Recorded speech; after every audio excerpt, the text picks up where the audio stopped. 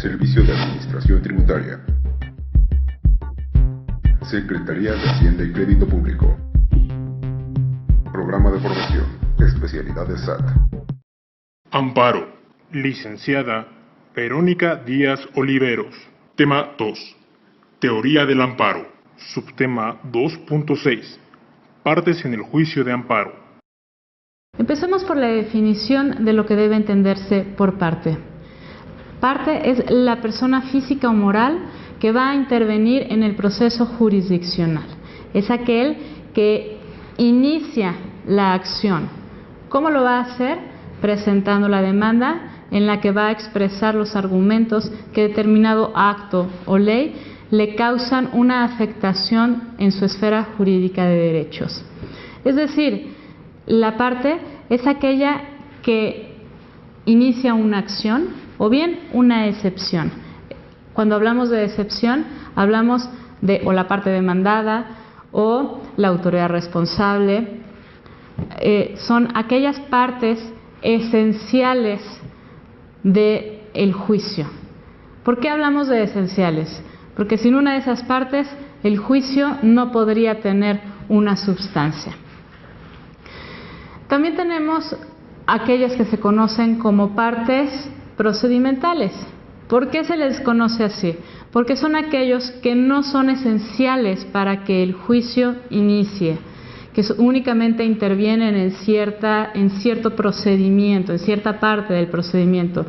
Así podemos señalar como partes procedimentales a un perito, ya sea en materia contable, en ingeniería, algún perito que las partes ofrezcan durante el juicio, o bien algún testigo. Esos son los que se llaman como partes procedimentales, los que no son fundamentales para que se inicie el procedimiento ante el órgano jurisdiccional. Cuando la parte inicia un juicio, ubiquémonos en el juicio de amparo indirecto. Cuando un gobernado resiente una afectación en su esfera jurídica, cuya violación de garantías individuales, ya sea de seguridad jurídica, debido proceso legal, de legalidad, en este caso en un amparo contra leyes, en un juicio de amparo indirecto, que alguna ley le produzca una afectación en materia fiscal, por ejemplo, algún principio de equidad, de proporcionalidad tributaria, en ese momento, cuando la parte expone su violación al principio de equidad tributaria, por ejemplo, y presenta su demanda de amparo indirecto en contra de una ley, ya no va a ser una parte así nada más, sino se le va a conocer como quejoso. El quejoso va a ser la persona, ya sea física o moral, que inicia su acción procedimental ante el órgano jurisdiccional competente y va a exponer todos sus argumentos en una demanda de amparo indirecto, mediante los cuales va a demostrar la violación al principio de equidad tributaria, proporcionalidad o legalidad tributaria ante el juez que va a resolver dicha situación. ¿Qué es lo que le da la posibilidad de acudir al juicio de amparo indirecto? La posibilidad para que el ahora quejoso pueda iniciar un juicio de amparo indirecto es precisamente la violación al principio de equidad tributaria, de proporcionalidad o de legalidad tributaria previsto en el artículo 31, fracción cuarta de la Constitución Política de los Estados Unidos Mexicanos. De esta manera, al tener una ley autoaplicativa que le cause un perjuicio al quejoso en uno de los principios mencionados, va a tener el interés jurídico de iniciar un juicio de amparo indirecto. Esta afectación le va a causar un agravio personal y directo en su esfera jurídica. Así pues, se reúnen todos los elementos para que el quejoso, que es el que inicia la máquina procedimental, pueda iniciar el juicio de amparo. Ahora bien, cuando el quejoso interpone su juicio de amparo indirecto en contra de una ley. Pensemos en la ley del impuesto empresarial a tasa única. En el 2008, cuando entró en vigor esta ley, se presentaron las demandas de amparo indirecto. ¿Qué tenemos ahí? Ya tenemos a un quejoso que presenta una demanda de amparo indirecto en contra de una ley que, por virtud de su entrada en vigor, le causa una afectación en su esfera jurídica.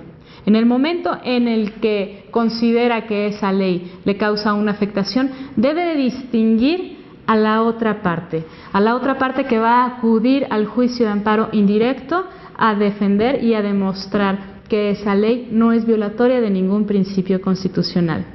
A esa parte se le va a conocer como la autoridad responsable. Es la otra parte dentro del juicio. ¿Quién es la autoridad responsable? Es la que emite o ejecuta el acto autoritario que se reputa inconstitucional. Digámoslo en otras palabras, es el sujeto pasivo del juicio de amparo. Así pues, también podemos señalar que la autoridad responsable es el Estado el que actúa a través de sus autoridades, las autoridades legalmente competentes, o bien para emitir una ley, para promulgarla o para ejecutar el acto que provenga de la ley en cuestión.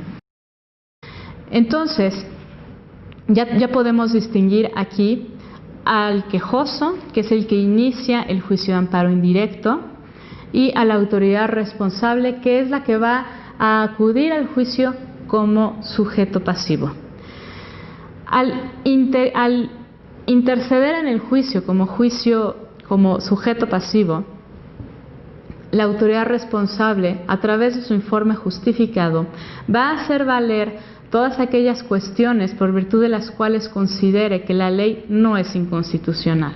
Es decir, va a presentar su exposición de por qué la ley en este momento, en el ejemplo, la ley del impuesto empresarial a tasa única, no es violatoria de la constitucional. Y lo va a exponer al órgano jurisdiccional, quien al final decidirá si es o no constitucional. Ahora bien, sigamos con la definición de autoridad responsable. La autoridad responsable es el Estado el que actúa a través de sus órganos o entidades, quienes están investidas del poder público, de dictar, promulgar, publicar, ordenar y ejecutar una ley. De esta manera ya podemos identificar a las partes esenciales que acuden al juicio de amparo indirecto. Tenemos al quejoso y tenemos a la autoridad responsable. Ellos son las partes esenciales que componen el juicio de amparo indirecto. Sin estas partes, el juicio de amparo indirecto o el juicio de amparo directo, cualquiera de las dos denominaciones, no podría llevarse a cabo. Es muy importante entender que una autoridad responsable, para determinarla como autoridad responsable, debe de estar investida del poder público del Estado.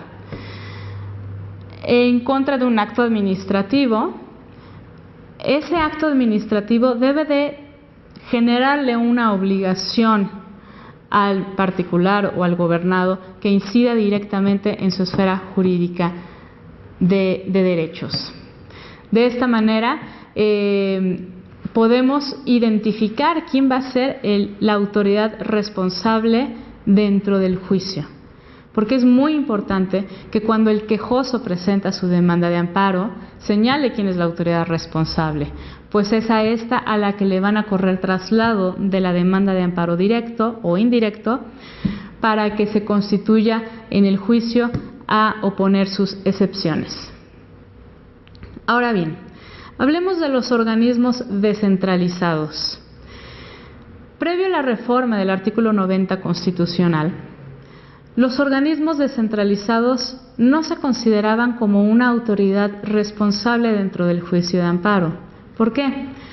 Porque consideraban que debido a que los organismos descentralizados tenían personalidad y patrimonio propios, no podían ejercer actos de autoridad que causaran una afectación directa en la esfera jurídica de los gobernados.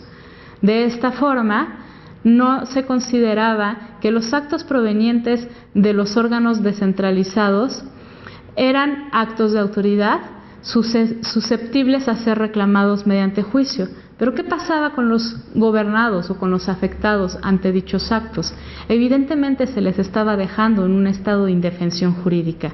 ¿Por qué? Porque ante un acto de este tipo de organismos no se podían defender. Entonces tenían un acto de autoridad que no era reconocido como un acto de autoridad, que le causaba una afectación directa en su esfera jurídica, una violación a sus garantías reconocidas en la Constitución Política de los Estados Unidos Mexicanos.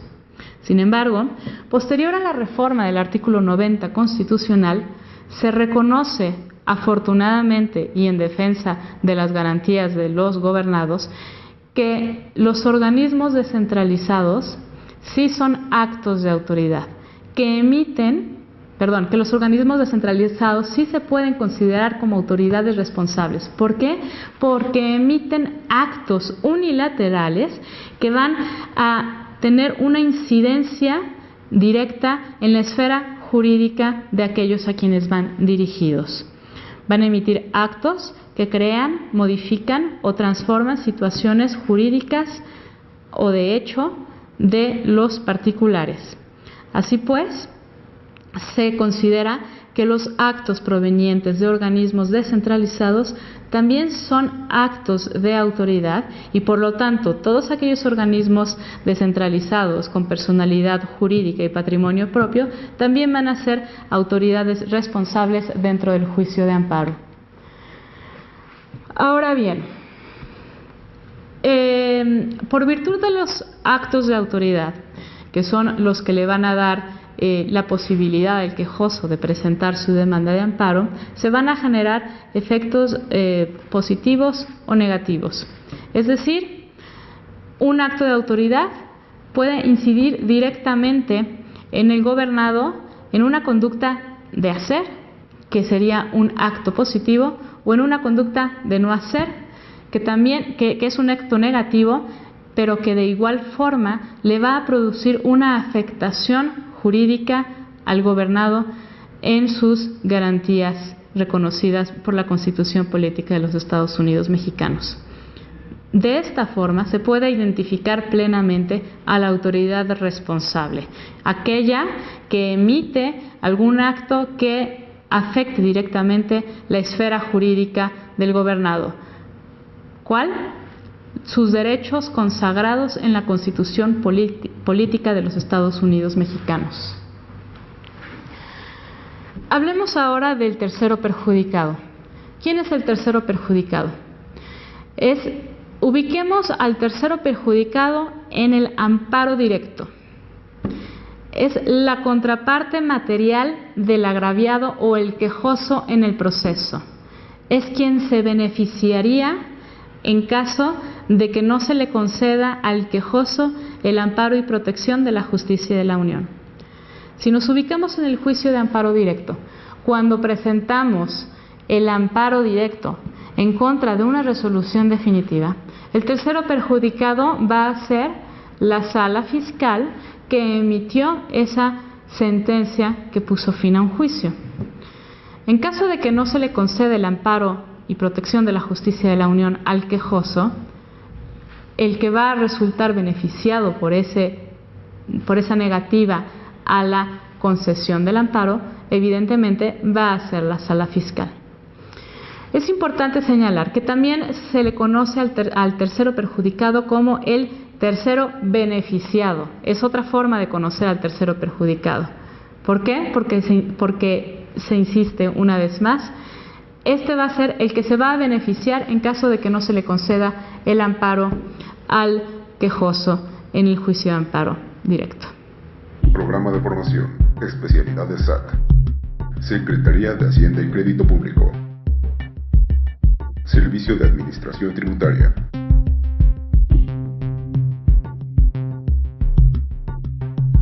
Esta es una producción del Servicio de Administración Tributaria a través de la Administración Central del Ciclo de Capital Humano. Esta producción tiene fines educativos. 2012. Derechos reservados.